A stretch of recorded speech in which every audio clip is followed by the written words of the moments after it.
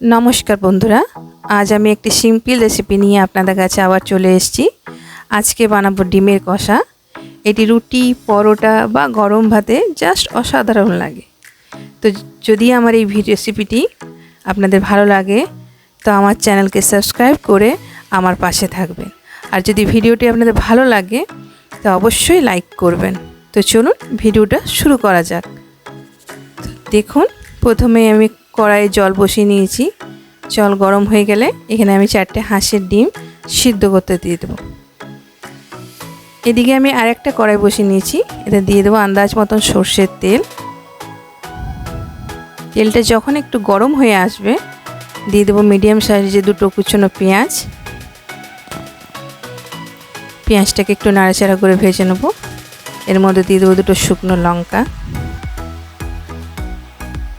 আবার অন্য একটি কড়াইয়ে আমি 1 চামচের মতন সরষের তেল দিয়েছি। এবার একটু হলুদ, সামান্য লঙ্কার গুঁড়ো আর একটু সামান্য নুন। তেলটা গরম হয়ে আসলে আমি সিদ্ধ ডিমগুলো এর মধ্যে দিয়ে দেব।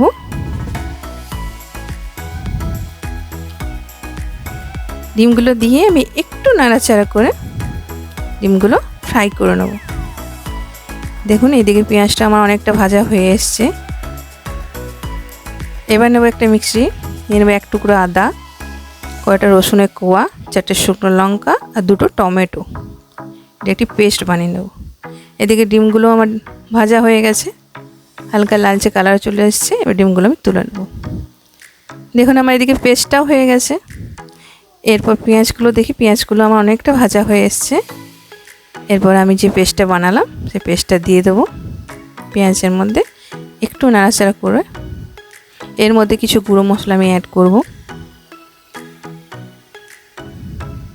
আচ্ছা, এদিকে আমি টক দই নিয়ে নিয়েছি 2 চামচ বড় চামচ। এর মধ্যে 1 চামচ ধনে গুঁড়ো, 1 চামচ কাশ্মীরি লঙ্কার গুঁড়ো, 1 চামচ গরম মশলা দিয়ে একটা মিক্স করে রেখে দেবো। আচ্ছা, এখানে দিয়ে দেবো আমি 1 চামচ হলুদ, আন্দাজ মতন নুন দিয়ে একটু নাড়াচাড়া করে নেব। নাড়াচাড়া করে এর মধ্যে আমি যে টক দই যে গুঁড়ো মশলাগুলো অ্যাড করেছি এই মিশ্রণটাও দিয়ে দেবো। সমস্ত মশলা আমি ভালো করে কষিয়ে নেব। দিয়ে দেবো কিছু ধনেপাতা কুচি। এতে ধনেপাতাটা দিলে একটু খেতে ভালো লাগে মশলার সাথে এইভাবে কষালে। দেখুন মশলাটা আমার অনেকটা কষা হয়ে গেছে। 5 থেকে 7 মিনিটের মতন আমি কষিয়েছি।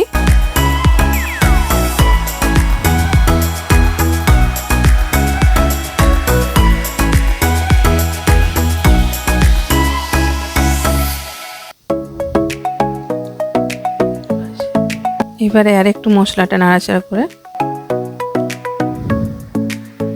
দেখুন মশলা আমার রেডি। তেলও ছেড়ে দিয়েছি কড়াই থেকে। এবারে আমি জল অ্যাড করে দেবো।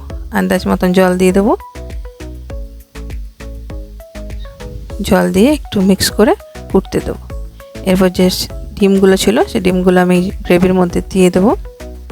তারপর ওপর থেকে একটু ধনেপাতা কুচি ছড়িয়ে দেবো। দিয়ে একটি ঢাকনা দিয়ে এইভাবে আমি 10 মিনিট স্টিম হতে দেবো।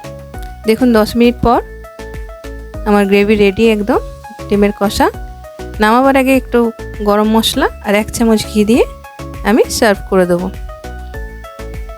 তো বন্ধুরা, যদি আমার এই ডিমের কষা রেসিপিটি আপনাদের ভালো লাগে তো অবশ্যই লাইক করবেন, কমেন্ট করবেন আর সাবস্ক্রাইব করতে ভুলবেন না। এই ভিডিওটি দেখার জন্য আপনাদেরকে অসংখ্য ধন্যবাদ।